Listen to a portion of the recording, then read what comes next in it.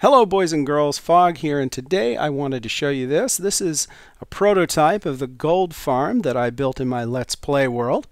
It's meant to be built above the bedrock ceiling, and it sports 15 spawning layers in each of 2 different towers, with drop funnels that funnel the pigs to the pigmen to a death drop, guaranteed to kill them. It's not meant to harvest XP. At which point their drops are funneled into an item elevator, which brings them all the way up to the top right here. I'm not going to do a step-by-step tutorial on this today. If you want that, go watch my Let's Play. But I am going to walk you through some of the features here. I'm standing on top of an item elevator. This is made out of solid glass. I've discussed this item elevator in some of my recent videos, so this shouldn't be new to any of you who've watched my videos. I'll include a link below. This can be made out of any solid block. Doesn't have to be glass. I chose glass because it's fun to watch the items go up, but it could just as easily be stone or anything else. Doesn't matter. We are up above the nether ceiling. This here, of course, is the only way out once you get up here, unless you're in creative mode. And I'll show you how to get up here in a regular survival game in just a minute. So let's take a look at the spawning floors. There are 15 spawning floors in each of these 2 towers.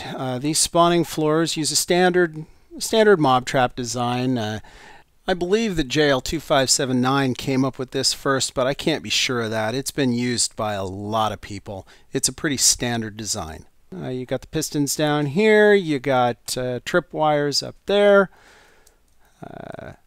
Tripwires fire, they force the pistons to spring out. The distance between here and the top is important. This is measured so that when I stand at the top there, I will always be at least 24 blocks away from the spawning layers so that I don't impede any of the mob spawn. Obviously, the reason I want to stay up there is so that any drops that get funneled up the item elevator go into my inventory instead of despawning after 5 minutes. That way I can go AFK. Let's go down a little farther here. The mobs get pushed off the spawning layers, and they come down here where they hit a standard vine break. This resets their fall so that they won't take a significant amount of fall damage before they reach the piston levels down here. There are obviously going to be occasional kills down here. It's not 100% efficient because occasionally pigs will get stuck in the pusher pistons down here, but it's pretty rare. So these are pusher pistons. These use the standard pressure plate repeater setup. I chose not to use tripwires down here because tripwires tend to glitch out, and I wanted these to be a little bit more reliable. So these are your standard sticky pistons pushing solid blocks so that anybody that gets stuck in there will eventually be killed by the solid block. It doesn't happen very often, but it does happen. Built on top of slabs, top slabs, so that the redstone from these pressure plates won't interfere with the pistons beneath.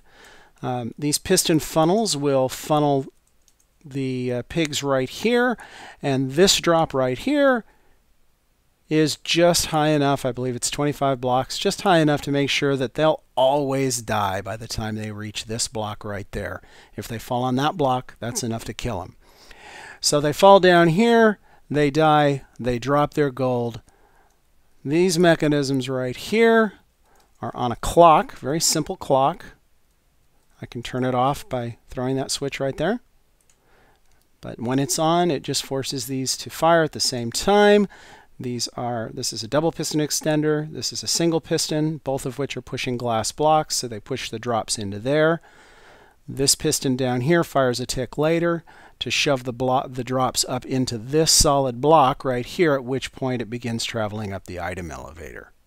Alright, I told you I'd show you how to get up here in survival mode. This is how you do it. Okay, you get up to the ceiling of the nether and you dig around until you get to a spot where your head is at 126. That means you're 1 bedrock block below the ceiling. So that block right there is the ceiling, because the 127th block is the highest block in the nether. Then once you can get up this high, once you get your head up this high, you get that block exposed, you get an ender pearl and you aim it right into the crack right there, and then after you've let it go, then you hit the space bar and hold it. And there you go. You're up on the ceiling. It's that simple. So the question that I'm sure you're all dying to ask is, just how efficient is it? Well, the answer is it's pretty efficient. I can get a full stack of gold bars in less than 15 minutes standing here.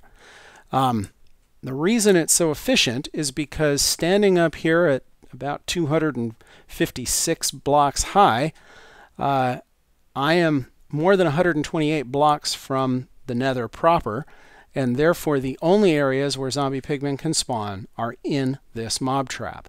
There are no spawnable areas outside the trap. Although the chunk that I'm standing in is 256 blocks high, which means the game has to check a lot more spaces for spawning than it would if I were down below, that's more than compensated for by the fact that I did not have to go all around the nether and light it up or cover it with slabs or lava in order to control zombie pigmen spawning. Definitely worth it in my opinion. Getting up here is the way to go. Now if you'd like a step-by-step tutorial of how to build this, then go ahead and check out my Let's Play. The last couple of episodes I built this in my Let's Play, and I walk through the steps step by step. So go ahead and take a look at that. And there'll be a world download soon that you can download it from. Just check my Let's Play for that.